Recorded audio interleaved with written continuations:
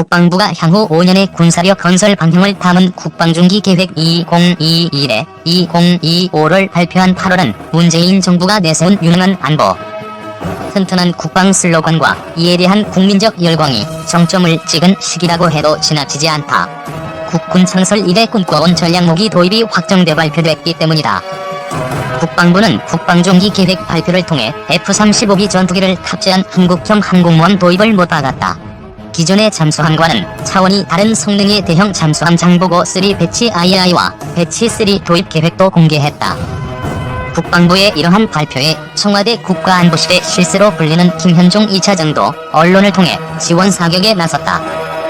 김 차장은 차세대 잠수함은 핵추진이 될 것이라면서 한미 원자력 협정은 핵추진 잠수함과는 완전히 별개이며 원자력 협정 개정 없이 미국이 해결료 이전만 용인해준다면 한국형 핵잠수함 건조가 충분히 가능하다고 설명했다. 항공모함과 원자력 추진 잠수함은 모든 나라 해군이 갖기를 바라는 궁극의 무기다. 일반 전투함이나 재래식 잠수함과는 차원이 다른 작전 능력을 갖고 있다. 이들 무기체계만으로 전쟁의 한도를 바꿀 수도 있는 가공할 능력을 발휘한다. 항공모함과 원자력 추진 잠수함이 엄청난 전략적 이점을 가졌는데도 이들 무기체계를 보유한 나라는 손가락에 꼽을 정도다. 헬기가 아닌 고정익 전투기를 싣고 해상작전이 가능한 항공모함을 보유한 나라는 미국, 러시아, 중국, 영국, 프랑스, 이탈리아, 스페인, 인도 정도이고 원자력 추진 잠수함을 가진 나라는 UN 안전보장이사회 상임이사국 5개국과 인도뿐이다. 항모와 원자력 추진 잠수함이 갖는 엄청난 전략적 이점에도 불구하고 이들 무기체계를 보유한 나라가 적은 이유는 간단하다. 획득과 유지에 막대한 예산이 소요되고 그 무게를 확보하는 과정에서 엄청난 정치, 외교적 압력이 들어오기 때문이다. 대한민국이 항모와 원자력 추진 잠수함 도입을 검토한 때는 1990년대 중반과 2000년대 초반이다. 독도 문제로 대일 관계가 격화되자 김영삼 당시 대통령은 일본의 버르장머리를 고쳐놓겠다며 해군의 경항공모함 도입 검토를 지시했다. 노무현 정부 역시 일본과 독도를 둘러싼 갈등이 심화하고 일본에서 핵무장 이야기가 나오자 해군의 원자력 추진 잠수함 도입 추진을 지시했다. 김영삼 정부의 경항모 도입 구상은 외환 위기로 인해 공중분해하고 노무현 정부의 원자력 추진 잠수함 도입은 기술과 예산, 미국 등 주변국의 반발로 사업단이 해체되면서 무산됐다. 경제적 이유로 취소된 경항모 도입 구상은 국민의 별다른 관심을 받지 못했지만 원자력 추진 잠수함 도입 무산은 비슷한 시기 개봉된 최민수, 정우성 주연의 영화 유령의 영향 때문에 내국노 기자가 비밀 사업을 폭로해 사업이 취소됐다는 식의 소문이 나돌면서 한일, 한미 정서에 기름을 끼얹는 소재로 악용되기도 했다. 그로부터 20여 년이 지난 후 문재인 정부는 김영삼, 노무현 정부가 해내지 못한 항공모함과 원자력 추진 잠수함을 모두 도입하겠다고 선언하며 국민적 호응을 얻어냈다. 항공모함과 원자력 추진 잠수함은 모든 나라의 해군이 꿈꾸는 해군 무기체계의 정점이자 단순한 무기체계를 넘어 전략자산을 확보하는 것으로 평가된다. 그런 무기들을 모두 갖게 되면 한국의 주변국 눈치를 보지 않아도 되는 강대국이 될 수 있다는 희망이 국민들 사이에 확산되기도 했다. 막대한 경제적 비용을 감수해야 하는 항공모함 도입을 결정한 것만으로도 대단하지만 경제적 문제는 물론 정치, 외교적 압박까지 극복해야 하는 원자력 추진 잠수함 도입을 발표한 것은 현 정부의 안보에 대한 강력한 의지를 보여주는 것처럼 비쳤다. 여당과 친문 진영은 이른바 외교왕 문재인 대통령의 정치, 외교 수완이 얼마나 뛰어난지를 보여주는 업적이라며 전방위 선전전에 나서기도 했다. 실제로 집권 초기인 2017년 9월 문재인 대통령과 도널드 트럼프 미국 대통령의 한미 정상회담에서 양국이 한국의 원자력 추진 잠수함 도입에 합의했다는 소문이 돌았고 같은 해 한반도에서 원자력 추진 잠수함의 유용성과 건조 가능성 연구라는 선행연구 과제의 존재가 알려지면서 문재인 정부가 원자력 추진 잠수함을 실제로 도입하려는 것이 아니냐는 관측이 쏟아져 나왔다. 언론에서도 해군이 비밀리에 이른바 핵잠수함 TF를 조직해 연구를 지속해왔으며 미국과도 관련 협의가 상당 부분까지 진행됐다는 보도가 쏟아져 나왔다. 군 내부 조직에 관련된 사안은 군에서 언론에 흘리지 않는 이상 알려주기 어려웠기에 TF가 존재한다는 사실은 한국형 원자력 추진 잠수함 도입이 확정된 것처럼 전문가들에게 받아들여졌다.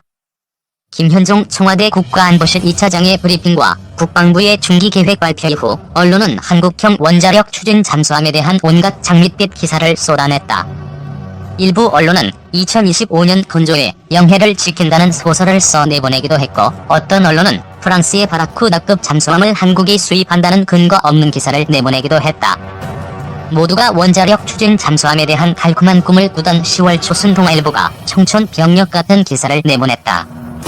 5월 극비리에 방미한 김현종 차장이 미국 백악관과 국무부, 국방부는 물론 핵무기 관련 업무를 총괄하는 에너지부와 상무부 관계자를 만났으며, 이 과정에서 미국에 핵연료 공급을 요청했다가 거부당했다는 내용이었다. 원자력 추진 잠수함에 들어가는 원자로는 화학병수로로 반드시 농축우라늄을 연료로 사용해야 하는 구조다. 한국은 한미원자력 협정에 따라 자체적인 우라늄 농축이 불가능하기 때문에 원자력 발전에 사용되는 농축우라늄 핵연료를 전량 수입에 의존하고 있다. 미국이 한미원자력 협정을 통해 한국의 우라늄 농축을 막는 이유는 간단하다. 농축우라늄으로 핵무기를 제조할 수 있기 때문이다. 천연 상태의 우라늄은 핵분열이 어려운 우라늄 238이 대부분이고, 핵분열 물질인 우라늄 235 비율이 0.7% 정도에 불과하다. 따라서 핵분열 효율을 높이려면 이 비율을 일정 수준까지 높여야 하는데, 이것을 우라늄 농축이라고 한다. 일반적인 상업용 원자로에 들어가는 농축우라늄은 우라늄 235 비율이 5에서 20% 수준까지 올라가는데, 원자로는 이러한 저농축우라늄으로 핵분열 연쇄 반응을 유도하고 감속제 등을 이용해 핵분열 속도를 제어함으로써 안전성을 유지하면서 에너지를 얻는다.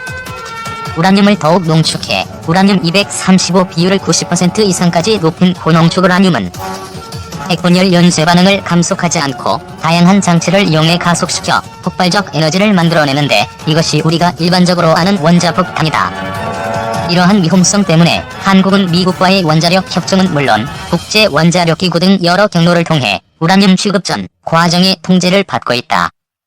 앞선 정부에서 이 협정 일부를 개정해 20% 미만 저농축우라늄 농축에 대한 길을 여는 데 성공했지만, 여기에는 미국의 승인이라는 단서가 붙어있다.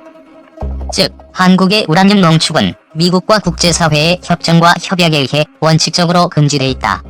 한국이 원자력 추진 잠수함을 건조하기 위해서는 핵연료가 반드시 필요하다. 일각에서는 국내 상업용 원전에 들어가는 저농축우라늄을 가져다 쓰면 되지 않겠느냐는 지적도 하지만, 이는 관계 법령과 원자로에 대한 무지에서 나온 주장이다. 한국이 수입하는 모든 저농축우라늄은 IAEA에 의해 수입량과 폐기량이 철저하게 추적, 감시된다. 수입할 때도 어떤 원전 몇 호기에 어떻게 사용할 것인지 보고해야 하며, 핵연료 장전 후 원자로를 어떻게 가동했는지에 대한 운전 일지는 물론 사용 후 핵연료의 양과 폐기 후 관리까지 모두 사찰 대상이다. IAEA가 이렇게까지 철저하게 옥죄는 것은 핵연료 유통 과정에서 미량이라도 유출이 발생할 경우 이를 모아 핵무기를 제조하는 데 사용할 수 있기 때문이다. 북한이 보여준 것처럼 우라늄 농축은 원심 분리기를 돌릴 수 있는 충분한 공간과 전기, 그리고 우라늄만 있으면 가능하기 때문에 다수의 원전을 가동하는 한국이 핵연료를 빼돌린다면 핵무기를 제조하는 것은 일도 아니다. 따라서 미국과 IAEA는 한국의 핵연료 유통과 사용 전 과정을 철저하게 감시하고 있고, 이 과정에서 단 1g의 저농축우라늄 유출도 허용되지 않는다. 즉, 한국이 원자력 추진 잠수함용 핵연료를 합법적으로 획득하려면 미국과 협의를 통해 국제사회, 정확히는 미국의 승인을 받아야 한다.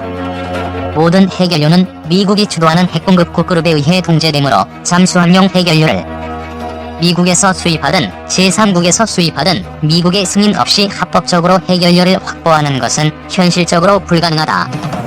이 때문에 김현종 차장은 미국에 잠수함용 핵연료를 공급해달라고 요청했고, 미국은 이를 단칼에 거부했다.